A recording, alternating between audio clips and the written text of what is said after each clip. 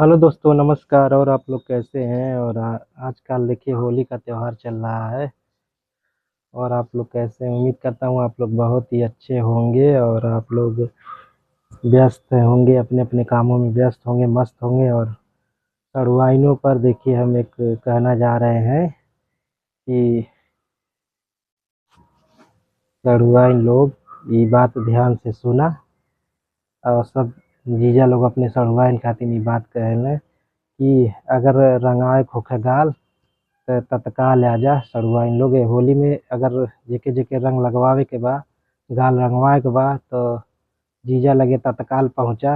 अगर जीजा ना पहुँच पावत अटते और अपन अपन रंगवावा ए होली में और खूब मस्ती करा। तो गाना आइल बा नैनीताल वाला कि अगर साली लोग अगर रंगवाए होके गाल तो तत्काल आजा। आ जीजा बाटे बेकरार रंगे खातिन गाल, और तत्काल आजा। आ होली में रंगवाला अपन गाल, तत्काल आजा।